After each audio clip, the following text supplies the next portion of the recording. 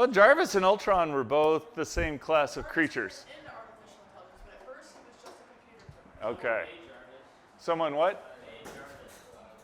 Yes. Like actual reproduced what Jarvis could do? Well, except that Jarvis is actually a thinking. In the movie, Jarvis can actually think. Right. So this is something I have to say that what AI is. I love that question. You know, what are we talking about when we're talking about AI? Because that's not a trivial thing to think about.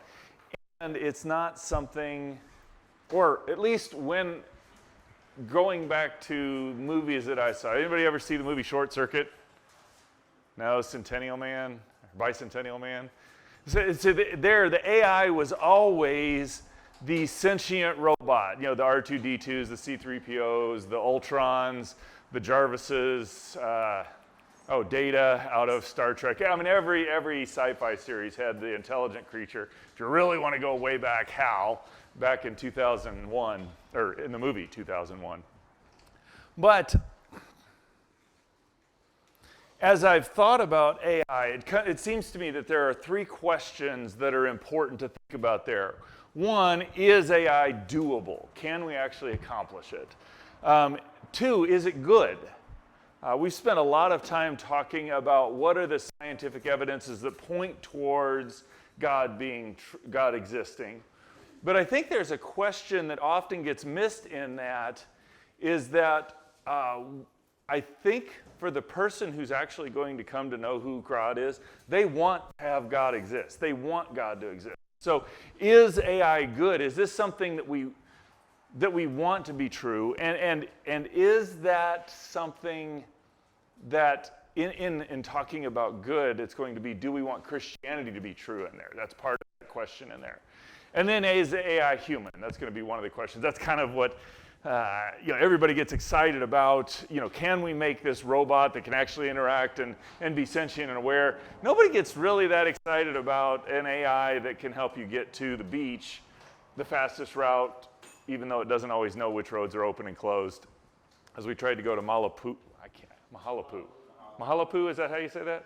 We tried to go there, but there's a private road up there that we ran into the gate and couldn't get through because Siri or the Google Maps apparently didn't have the most up-to-date knowledge on that. So, but anyway, so these are the three questions I want to try and get at today.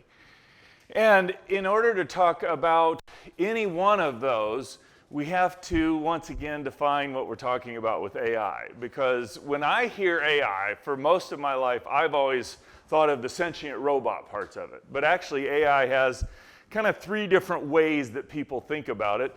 The first of is the terminology that's put on is called artificial narrow intelligence.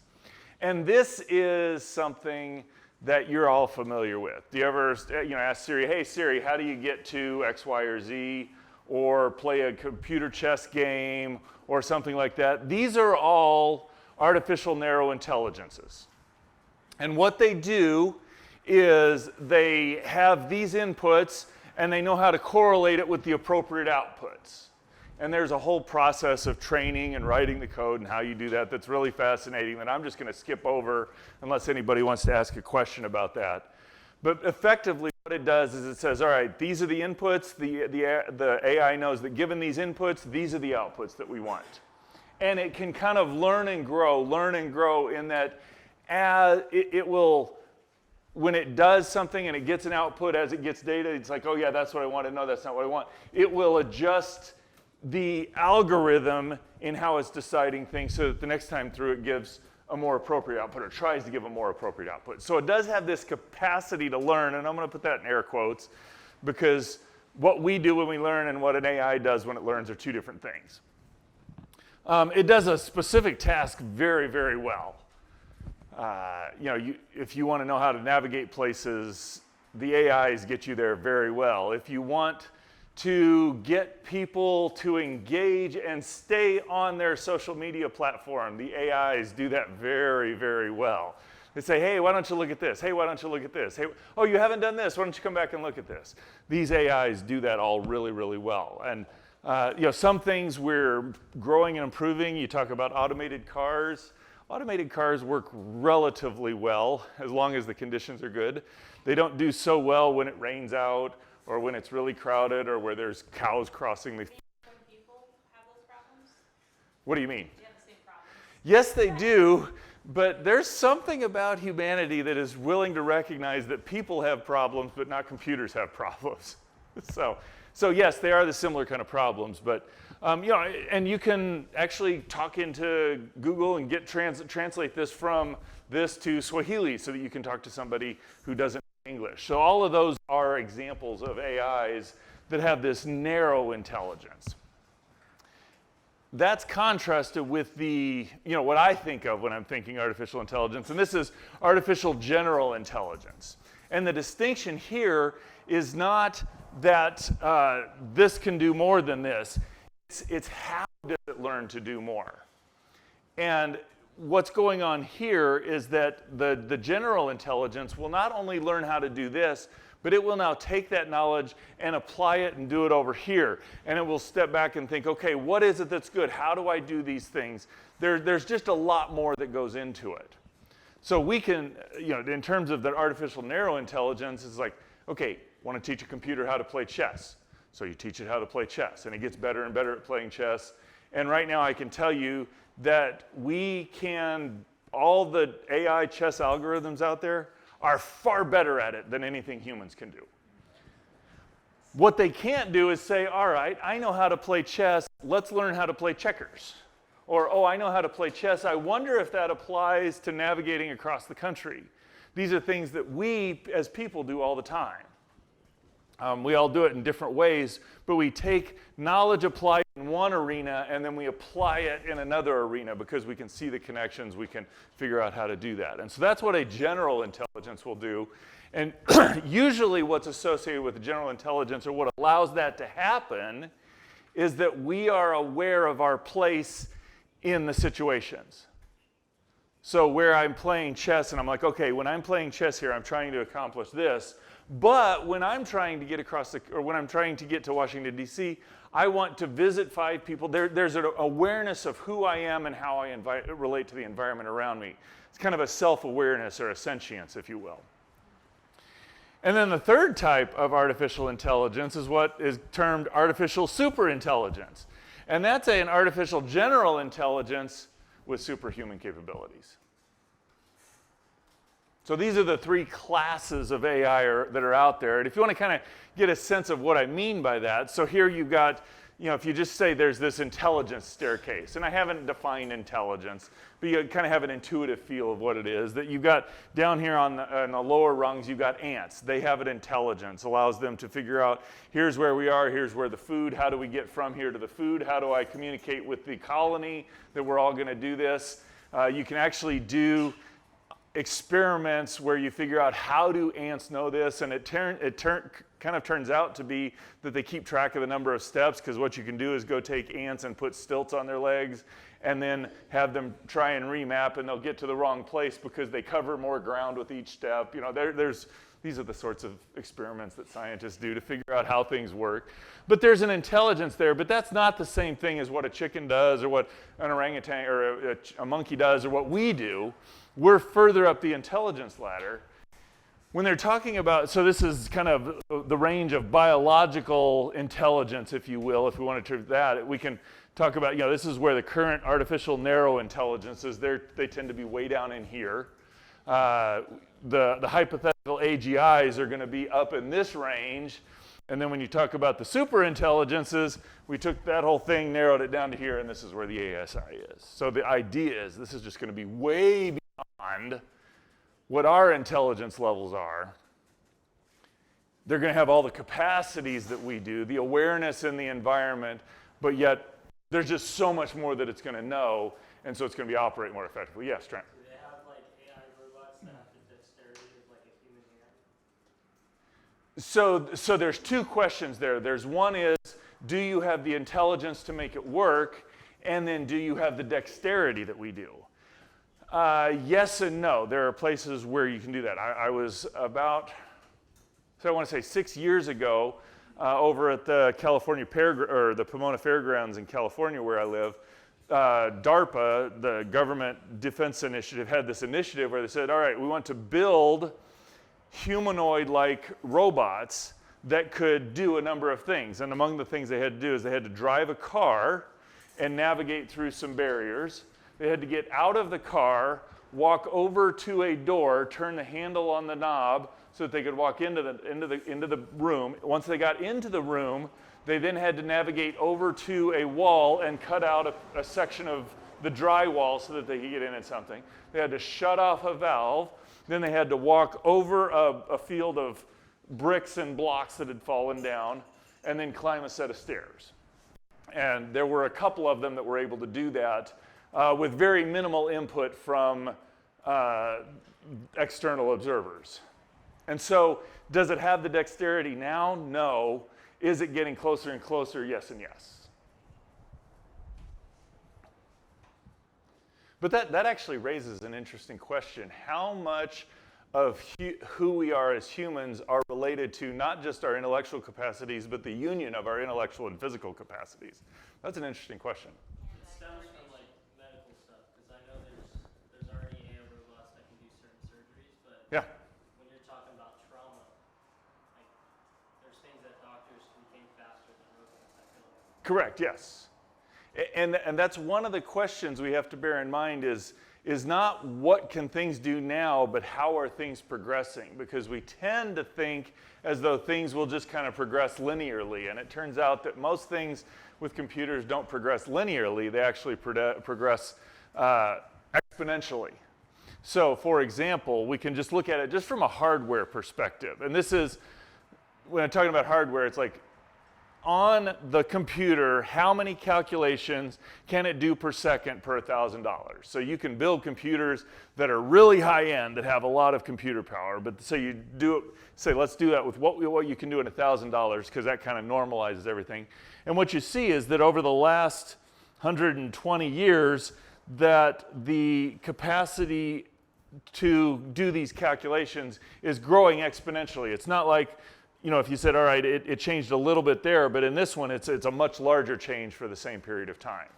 So the idea is that's just going to continue to grow, and it's going to get faster and faster and faster and faster in an exponential way. So it may have taken us 100 years to get, you know, from here to here, which is, you know, like whatever that span is. You say, okay, is it going to take another 100 years to get from there to there? No, it's actually going to probably take about 10 years to get from there to there. And so just bear in mind that just because it's a long ways away today doesn't mean it's going to be that long away, that far away. Do you think they'll ever be able to feel though? Because I feel like there's a distinction between calculations and then feel. So this is just talking about what's going on in the raw hardware. Now you have to ask the question, what sort of sensors can you put on that allow it to sense what's going on in the environment and feed that in there? I can tell you this, they're building technology that you could, in principle, you could put this on your hand and you will feel like you're grabbing a wrench. So if you can program it to make it feel, or to make you feel like that, you can flip it around and program it so that that now becomes an input to these things. So those are all sorts of things that people are doing and working on. They're not up at the human level yet, but that's the progression, and I expect that probably within 20 years we're going to have most of the stuff you're talking about. I mean, I may be wrong on that. It may be 50 years. What's the danger of that? What's the danger of that? Yeah, if they can do everything humans can do, what's the point of humans? It's just like the internet. It can be used for good and it can be used for evil, depending on how you choose to use it. Okay. You had a comment, Coop. Into the moral argument with this? What do you mean? So in regards to AI can never really have morals. Well, that's a question we have to ask. Because where do our morals come from? Conscious. Yes, but So you can teach behavior, but you can't teach morals. let me do a few more. I'll get to the answer, to that, which will help illuminate my answer to that in a second. So these are the hardware concerns, and really all it's just saying is bear in mind that things progress much faster than we think they do. And I'll give you a quick example. It was 3 decades that people spent, I think it was starting back in the 60s or 70s, they started saying, can we build a chess program that can compete with humans? It was 1997 where we finally built a chess program that would beat a grandmaster. Within 10 years of that, a random chess playing program was so much better than any human chess player. So it took 30 years to get to where we could compete, or the AIs could compete, but within a few years after that, they were just so far beyond human capacity that we no longer play against the computers because the computers are so good.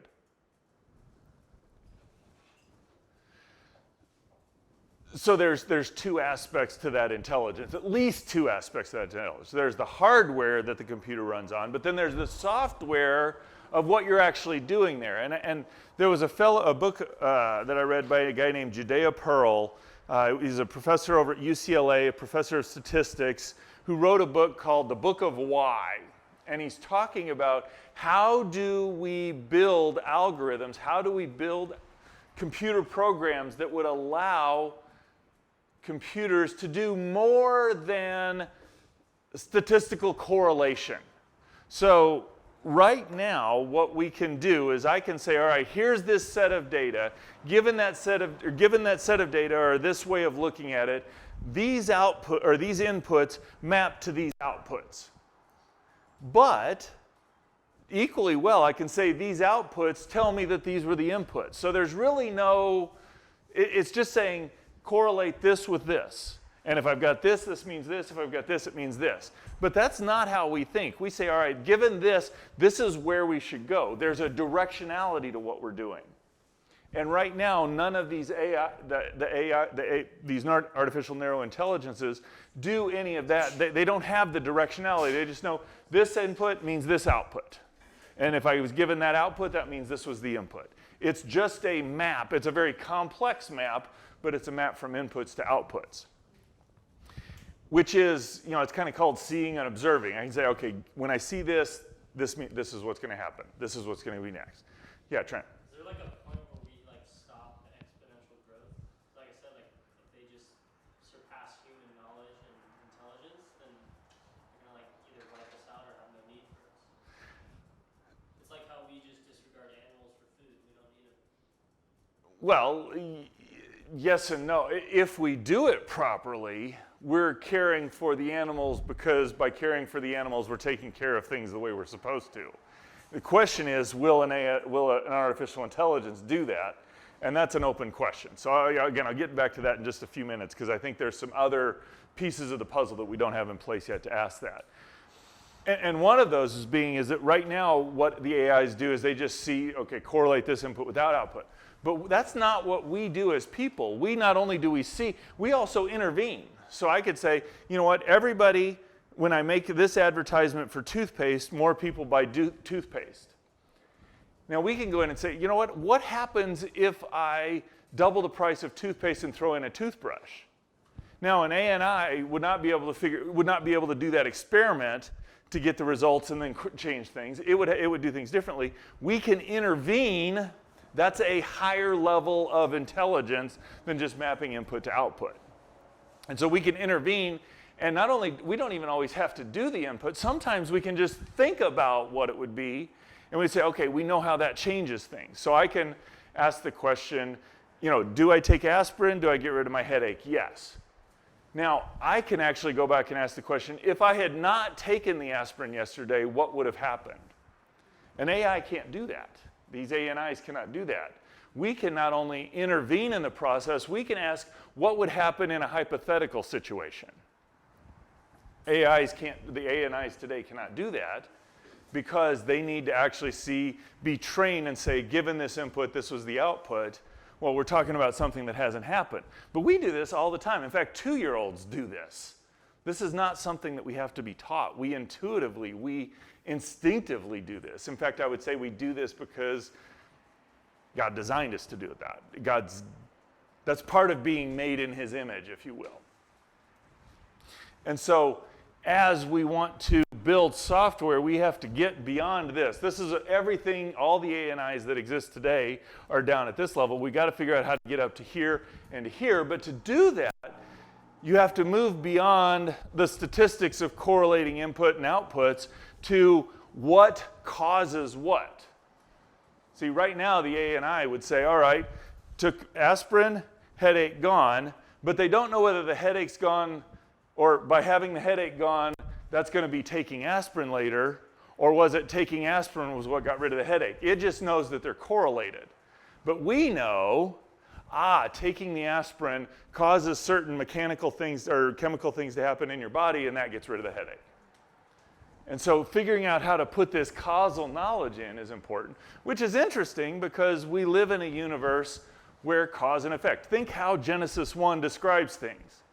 What does it say? In the beginning, God created the heavens and the earth was formless and void, darkness was on the surface of the deep, and the Spirit of God was hovering over the surface of the waters. What's the next word? What? Then God said.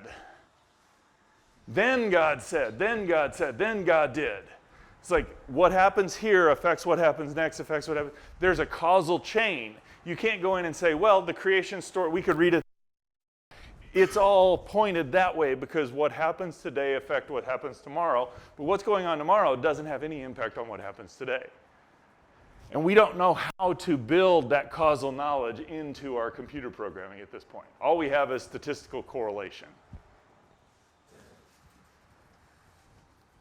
So this now allows us to ask the question, is AI doable? If we're talking about artificial narrow intelligence, yeah, it's already here.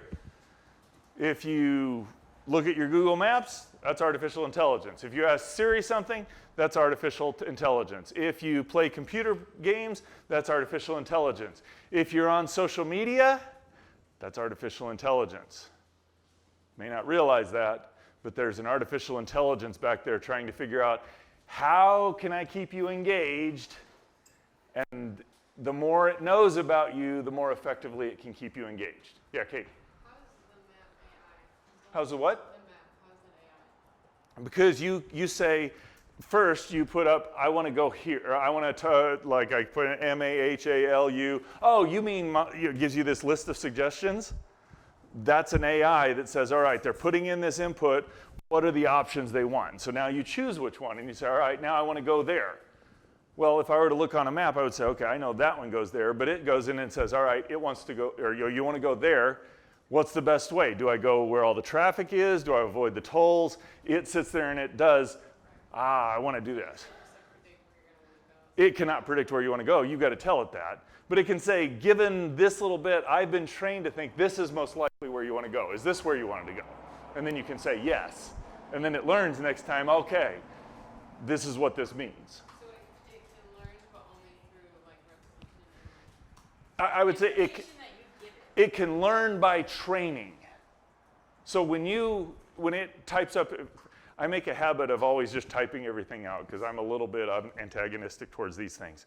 But when you type M-A-H-A and it says, oh, Malahupa? Or Mahalupa. Man, I cannot say that. When you click on it, it says, okay, these words, that gives it input where this meant this. And so now it can adjust its weights the next time it comes in to know that more quickly. And so it has this learning capacity to it, which is really cool at some level. I mean, I got to say, that is pretty impressive and cool. Pretty creepy, though. I've had my phone listen to me before. Like, it was not in the process in the car. We talked about a store, and then I got an advertisement for what we were talking about. And I was like, yes. that's pretty creepy. I still have not convinced myself whether this was just one of those weird random chance occurrences or whether it was something like because I had a friend of mine who won a bike, one of those electric motorized bikes. And so he had it parked in the office next to him. My phone's in my pocket, his phone's in his office. We go in, no touching phones or anything. We're looking at the bike, and it's this particular brand of bike.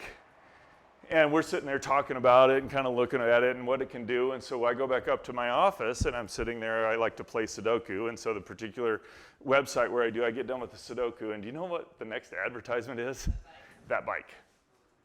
So there's stuff like that going on. So this is is it good? Well, that's actually the next question. So we'll address the good in a second here. Is it doable? Yes, this part's already here. AGI maybe if God has given us that capacity, because God created us in his image. It's that being in his image that gives us the sentience, the awareness of our place in the environment, the awareness of what's going on, that intelligence we have. So we can almost certainly build ant-like intelligence. We may be even able to build bird-like intelligence, but are we going to build human-like intelligence? Only if God's given us that capacity, because that was something he built into us specifically. And I don't know whether he has or not. I'm inclined to think he hasn't, but I don't know. So I'm not going to rule it out yet. Artificial superintelligence? I'm inclined to say no. For this reason, that it seems inconsistent with God's mandate. God created Adam and Eve, built the earth, created the universe, built the earth, said, all right, now be fruitful, multiply, and fill the earth, and rule over it and subdue it. For us to rule over it and subdue it, we have to have the authority and capacity to do that. And so we've been able to learn and grow. Sometimes we did it well, sometimes we did it poorly, but we ultimately have it. There's nothing that says, oh, you can't do this. If we build an ASI, there's now something more powerful, smarter, more intelligent that we can say, no, you can't do this. And so I think that's inconsistent with God's mandate there. I'm inclined to say no. Great conversation piece, or great conversation to have. Would love to study that more, but I'm inclined to say no, we can't do that. So most of the rest of the ASI stuff I'm talking about is what are we doing in here? And when I'm talking about anything that's actually going on, it's right here, because I think this is where we live. We may have to figure out how to live there, but maybe that it just never shows up. So, is it good? Well, as you look at AI, there are a lot of benefits to this AI.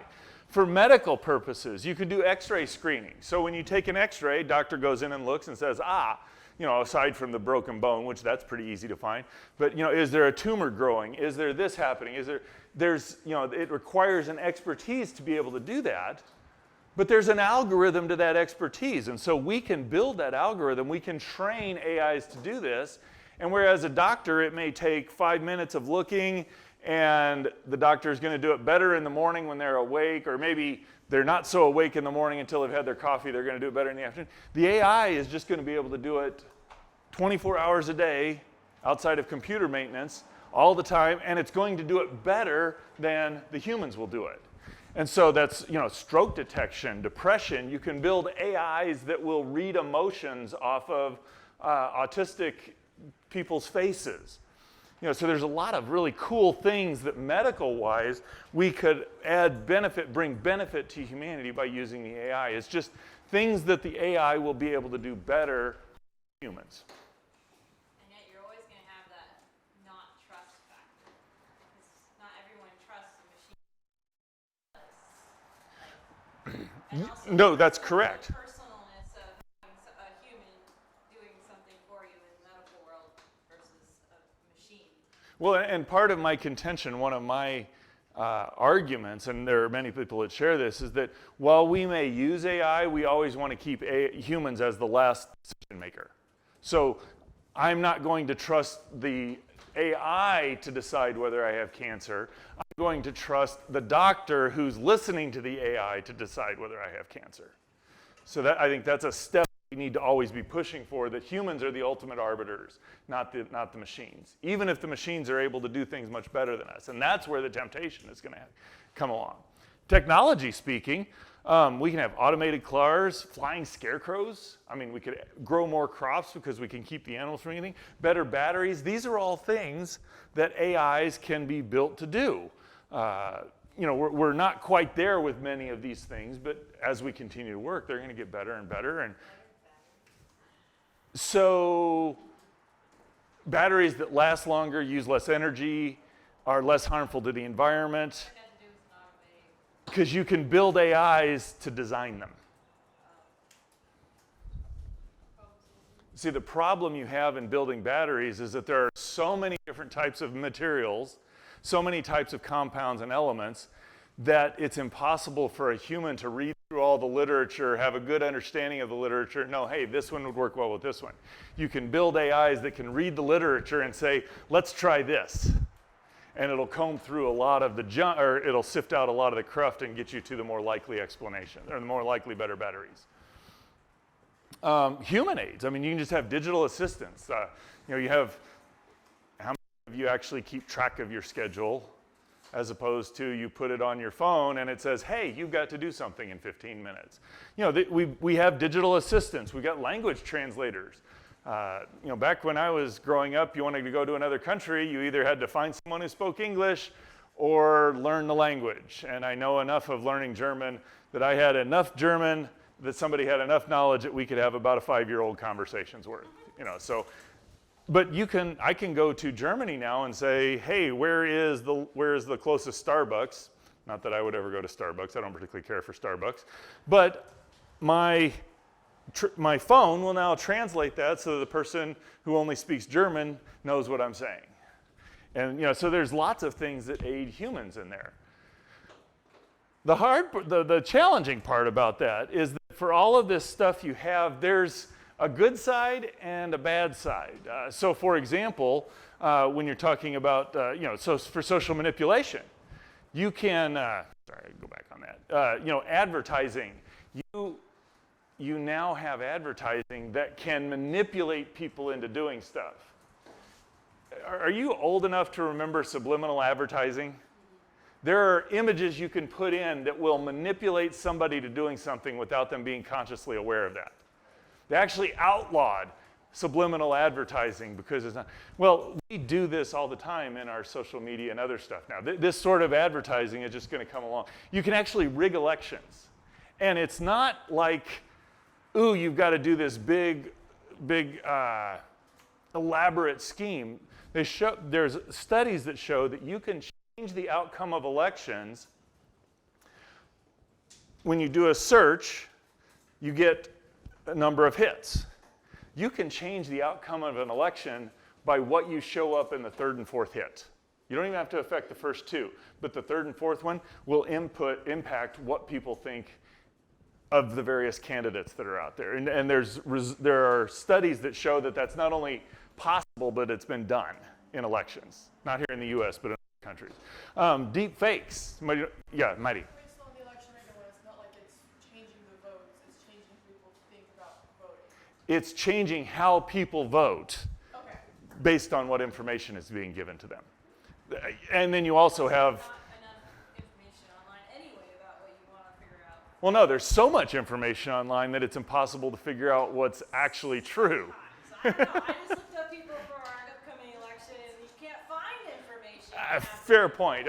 There's a lot of elections that are about how obtuse or how much can I obscure what the real issues are today. But all I'm saying is this technology allows us to do these things. You guys know what deep fakes are? I don't know what to do in an era. I mean, it used to be seeing was believing, and now who knows what seeing will be when that's. I mean, at some level with Photoshop, we learned how to adjust to this, but I don't know, there's something different about the video of somebody doing it. So psychologically, I'm not sure how that's going to play out. What's that? Okay, so a deep fake is you can take a picture of me, or let's say I can take a picture of Hugh Ross. And I can get up here and say, if I can modulate my voice, and actually even if I can't, I can get software that will modulate my voice to sound like his voice.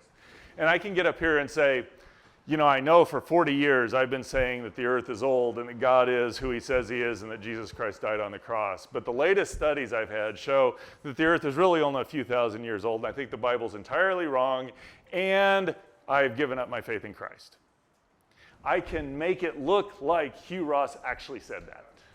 That's a deep fake. I would encourage you, be careful researching this, because most deep fakes are not done. There's a particular industry that is not very healthy to look at that likes to use those. So, what's that? Really? All right. Well, that's interesting. I didn't know that. So, be careful researching, but again, they're interesting. From a technology, I mean, we talked about the technology could be out there, but you've got, where you can have automated cars, you can also have automated assassins. In fact, not too long ago, there was a drone that was sent out, actually killed somebody, and they can't figure out who actually assigned it to go do it. Where where a car hits somebody, we figured out how to do that with people, but if an automated car gets into an accident, who's at fault? Is it the car? Is it the company? Is it the intelligence in the car? So these are the sorts of things. It's like there's some odd perils that we know how to navigate very well with people, that bringing AIs into this conversation is going to make things very challenging. And then in the human aids, a lot of people are talking like, well, we can eliminate the need to work. I mean, we saw how that worked on WALL-E, right? Good. Okay. No. But you're going to have unemployment, dependency, and this is where I'll kind of lead into this. Is I think we want Christianity to be true, because if you're not working, I mean, think what was the first command that God gave Adam? First job that God gave Adam. Before that, to work the garden. Before Adam and Eve had fallen, before any sin, God said, hey, you need to be working. God designed us to work. If we eliminate the need for work, what's that going to do? Make us feel like useless and purposeless. Yeah, it's going to cause a lot of other things. I mean, we see that where we go against the way God has designed us. We see a lot of other things, but we don't always correlate them with the fact that, we've not done things the way God has intended us to do. So if he's designed us to work, not working is going to be really bad for us. Or more than that, it creates dependency. How many of you, I'm just curious, this is not a criticism, how many of you said, okay, I want you to go somewhere, you can't have your phone, can you figure out how to get there? Some can? How far are we going? Within our own city? Different country. Different country. Yeah. So it's like, I grew up, it's like, you just go get your map, you get it out, you figure out how to navigate the route, and that's the way I drive all the time. Never used a map. Okay, see, this is a simple, or a kind of a trivial case where you're dependent on the technology to do something, as opposed to knowing how to do. What if the technology is growing all the food and we forget how to do that? What happens if the technology doesn't work, decides that there's a better way to do it and not produce enough food? So there's this dependency that can grow. And so these, for all the benefits or the promise that AI brings, it also has this peril that it brings.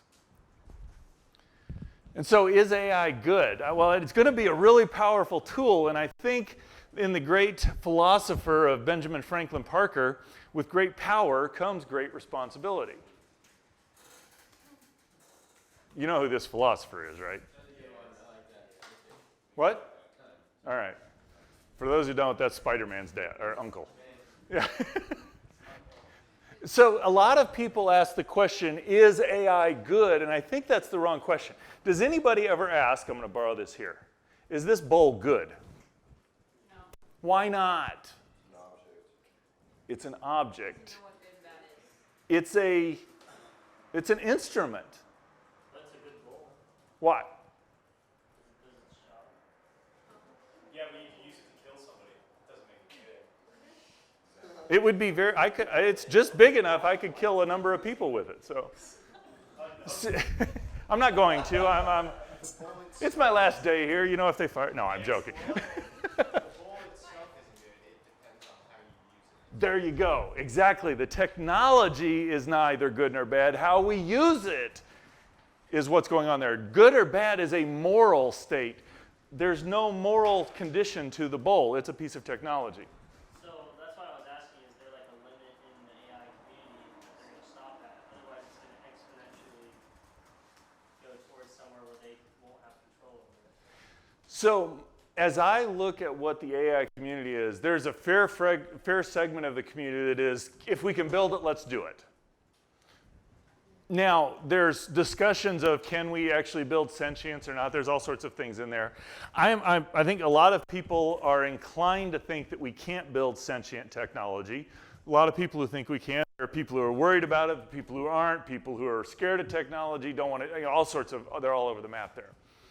But what struck me, and this analogy I would give, is there was a fellow named Jack Whitaker, you can look him up online, who won $100 million, actually he won $300 million in the lottery, but by the time all the taxes came out, he came out with about $130 million.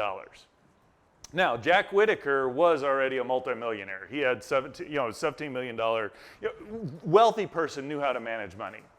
So he got this large influx of money, and he wanted to do good with it. He bought a house for the gal who sold the ticket. He donated money to build a church, did lots of good philanthropic entrepreneurial things. Within 2 years of having won the lottery, his daughter was dead, his granddaughter was dead, and his granddaughter's boyfriend was dead. This was a really powerful tool that he was not mature enough to handle. He knew how to handle money, but the money that he had, he ended up putting it in the hands of people who were not mature enough, and they died kind of tragic deaths. It was correlated with the fact that he won the money. So here he had this incredibly powerful tool that could be used for great good that he wanted to, but he was not mature enough to handle it well, and there was this great path of destruction that came about afterwards. So in our desire to build artificial intelligence, we are going to build this more and more powerful tool. How are we going to use it well? This is where I think we want to advocate, hey, if we're going to do this, we want Christianity to be true, because that's what will allow us to enjoy the benefits of this tool while mitigate the perils of this tool. And so let's not think, is AI good or bad? Ask the question, what worldview allows us to use it well? Because we would love to think, oh yeah, all people are valuable, right? Everybody's got inherent worth. Except there's really only one worldview that says that. And there's that worldview says it's valuable because we're created in God's image. That's what imbues us with value. Everybody's built in God's image. Now, we tend to think, oh yeah, that's obvious, but that's because of the influence of the Judeo-Christian worldview in Western society. You look throughout history, the rule is there are the people who are valuable and there are the people who aren't.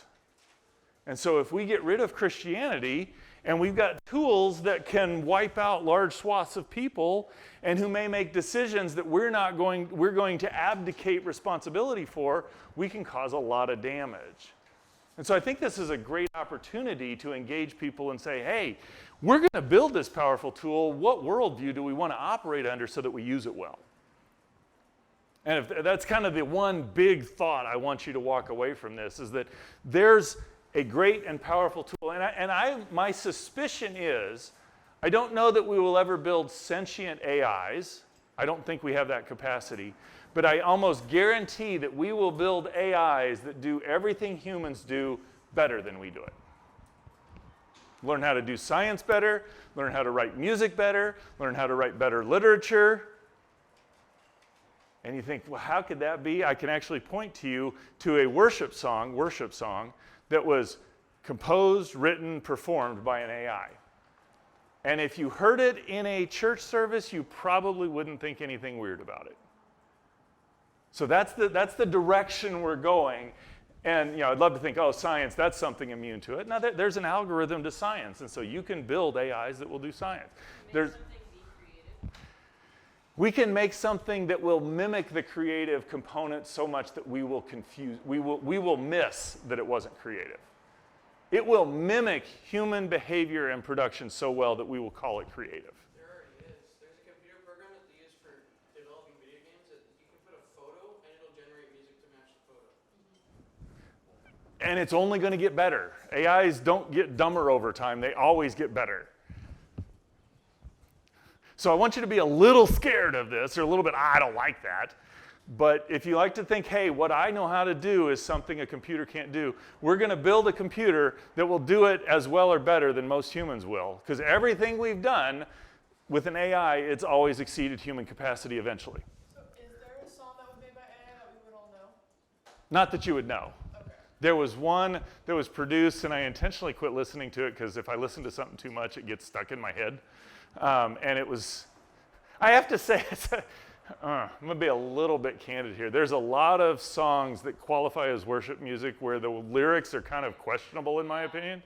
this fit into that class. But it didn't stand out to me as something very different than what you hear in many churches. So. Are you willing to tell us the name of the song? I don't remember the name of the song. Look up AI-produced worship song, and you'll find it, though. It's not hard to find. So is it good? Again, I think that's the wrong question. The question is, how are we going to use this tool? It's going to come about, how are we going to use it, and will we use it well?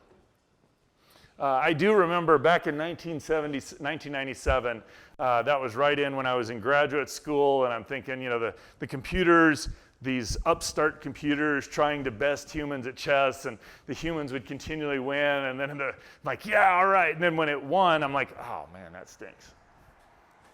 And then what I come to find out is, so Deep Blue was the name of the computer.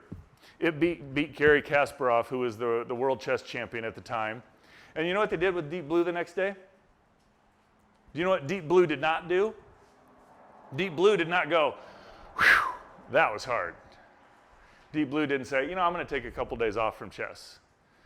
Deep Blue didn't go, yeah, I did it finally. They took the computer apart the next day. I mean, it kind of shows what, you know, we built a computer that was supposed to be, now we finally achieved human intelligence, and the next day they just tore it apart, or took it apart, because it had served its function, if you will. So even in the way we treat this, we see that it's not human. But in the meantime, or since then, there's this program or AI that's called AlphaGo, that it plays not only chess, but shogi and go, both of which, these two are both more complicated than chess are. And what it has done, it's not like it says, okay, so with Deep Blue, it said, all right, humans play, there's an opening, there's a mid-game, and then there's an end game. And so it had human algorithms built in and tweaked and tuned so that it learned how to do it. This just says, you say, here are the rules, play against yourself. And after a relatively small number of hours, like 100 hours, so a couple weeks, this computer can play each of chess and shogi and go far better than the best humans can. Pluribus was a computer that's built, it's actually better at playing, it can beat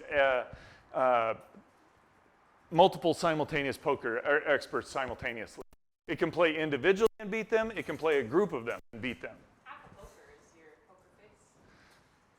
It doesn't have a face. Not if you can count cards. Well, no, you're right. But interestingly, it doesn't have the capacity to read faces. It just plays the cards. But what's interesting is how it plays, is that it plays by an algorithm that will allow it to win all the time. And humans will not play that consistently. So it's like trying to calculate what the likelihood of other people having a better hand is? Well, have you guys ever seen the movie A Beautiful Mind? Great movie. I don't think there's anything much questionable in there. It's a really good movie. But there's this one place where John Nash, who's this genius who's suffering from schizophrenia, where he is in a bar with a group of his friends, and he has this realization of, oh, we've always said what works best is when everybody plays for what's their best interest. And he says, no, actually what's true, it's what's best is when you play for what's in your best interest and the interest of everybody around. This computer game, or this AI, plays with that strategy. Interestingly, that's kind of a biblical approach. You care for yourself and for the people God has put around you. So it's like it's implementing a Christian approach to living, and that's how it's able to best these other poker players. Watson was an AI that was able to best the best experts at Jeopardy, and there's some really good people at playing Jeopardy, actual normal rules of Jeopardy and everything. So AIs are accomplishing great things, but really there's this question of, is it human? And you think about, what is it that makes us human? Is there a sense of accomplishment? No. The AIs win, lose, they go on. There's no emotional aspect of this. There's no interest or awareness of relationships. And I think this is where AI is going to get dangerous, where we start building things in to make AIs look like they're relational. Humans are inclined to be relational. We're built to be relational. And we're going to confuse algorithm for relationship. They're successful largely in controlled environments or in implementing human-discovered strategies. So it's not, they don't often say, okay, here's the way to do it, I'm going to play by this. They're either built in or they're playing games where the rules are very tightly controlled. There's actually no capacity to take the knowledge in one area and apply it in others. So this AI that learned how to play chess and shogi and Go, it didn't learn how to play chess and then apply that knowledge in learning how to play shogi. It learned how to play chess, then it learned how to play shogi, and then it learned how to play Go. It's like, it's 3 AIs built into one is all it is. It's not applying the knowledge to other places.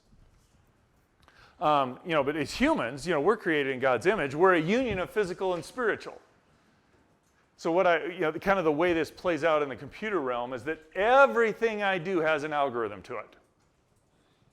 How I get ready in the morning, how I approach my writing, how I think about my science, it all has an algorithm to it. Anything that has an algorithm, we can build a computer program to do. May be complex, may take a while, but nothing I do is just an algorithm. There's always an emotional component to what I do. There's always a relational component to what I do. So I'm building the AI to replicate the algorithmic component, but it's missing this physical and spiritual. It's missing the rational and the emotional, that we're inherently relational, that we're self-aware. I'm thinking about, okay, I've got this group of people here. How are they interacting with me? What do they think of me? How can I communicate with you? I just do that intuitively. That's built into the way I think. I haven't learned how to think that way. I've always thought that way because I'm inherently self-aware. We know we have moral capacity, as you're saying.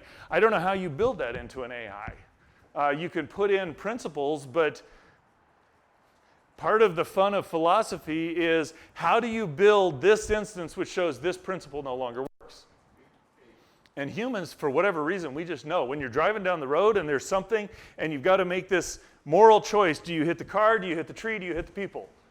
Well, you go hit the tree. You just know that. You may not be, you may be immature in your development, but you kind of just intuitively know. We don't have to rationally think, we intuitively think that way. We make decisions independent of circumstances. As of right now, AIs don't have that capacity. We're charged with dominion over lyric. We're designed to worship. That's one of my favorite sayings from one of my colleagues is, humans are worshiping beings. We will worship something. We can either worship God, and if we don't worship God, we're going to worship something else. We're designed to work. We're designed to create. And so we're going to build AIs that will do things like this, but we just have to remember that humans are pretty unique and distinct. So is AI human? I would say unequivocally no. And so I'll answer that question, then I'll just repeat. Bottom line, given the potential for good or harm that AI brings, Christianity really does provide the only worldview that will foster the good and minimize the harm. And so that's one of the great ways we can engage people in talking about AI. We don't have to get into the argument about whether AIs will be sentient, whatever. We can just say, all right, what if it is? What worldview allows us to do these things? Because everything the AI can do can be used for good or it can be used for harm. And what worldview allows us to get the good while minimizing the harm? Well, it's the Judeo-Christian worldview.